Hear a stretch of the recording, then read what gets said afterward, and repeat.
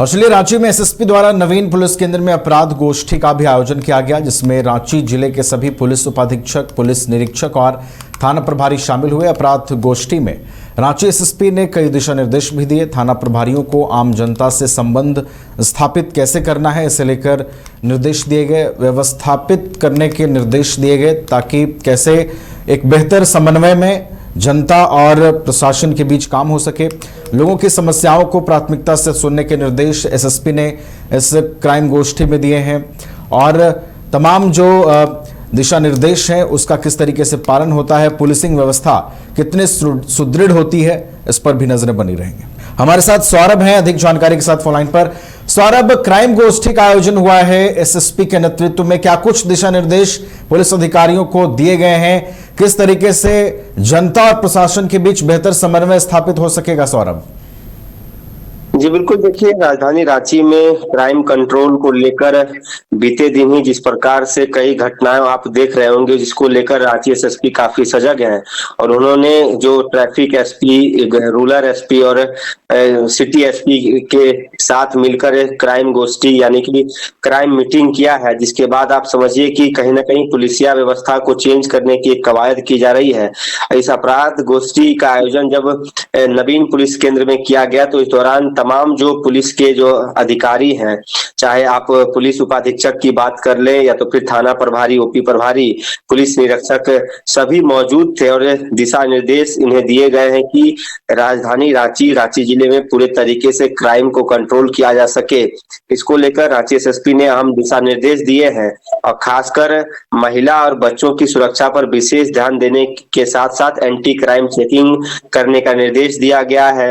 और भी यदि बात की जाए तो नशाखोरी, मादक पदार्थ जैसे ब्राउन शुगर, गांजा, चरस, अफीम का सेवन और व्यापार करने वालों के विरुद्ध विशेष छापेमारी करने का भी निर्देश दिया गया है।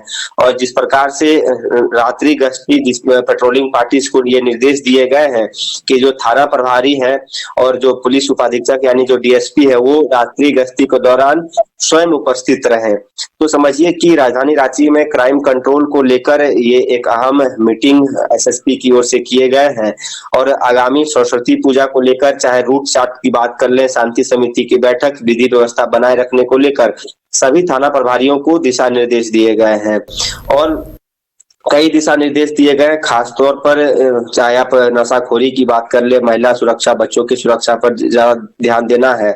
इसके अलावा एक अहम बात जो एसएसपी की ओर से कही गई है उसमें कि सभी थाना प्रभारियों को ये निर्देश दिया गया है कि आम जनता के साथ एक अच्छा समन्वय स्थापित करें। पुलिस आम लोगों के सेवा के लिए है और थाने में यदि कोई लोग आते हैं अपनी शिकायत को लेकर तो उनकी समस्याओं का जल्द से जल्द निवारण हो सके, उनकी समस्याओं को प्राथमिकता से सुने और उसका विधिवत समाधान करें। तो राजधानी रांची सहित पूरे रांची जिलों में जिस प्रकार से पिछले कई महीनों से जो अपराध हो रहे थे तो कई सवाल पुलिसिया कार्रवाई पर भी खड़े हो रहे थे, जिसको लेकर पुलिस ने एक अलग से प्लानिंग तय किया है। रांची एसएसपी ने सभी जो एसएसपी, माफ कीजिएगा, एसपी है, डीएसपी है, थाना प्रभारी है, उन्हें दिशा निर्देश दिया है।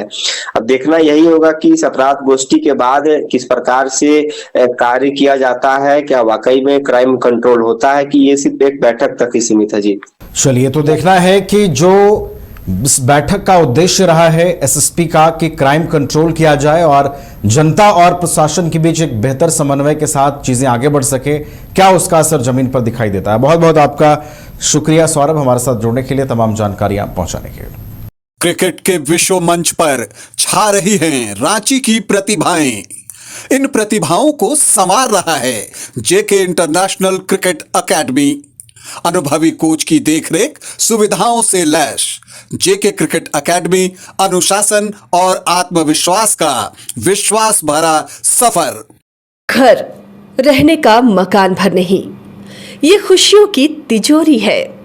दरवाजे पर दस्तक देता पड़ोस, खिड़कियों से उमड़ आता आसमां, तारों में उलझी ऐसी ना जाने कितनी दास्तां। कहती हैं चले डायमंड सिटी, एक सफर हम सफर के साथ अपने घर तक। Diamond city, life long bonding, 500 से ज्यादा खुशहाल डायमंड परिवार। जल्दी करें, सिर्फ 200 फ्लैट बाकी। आज ही बुक करें अपना आशियाना।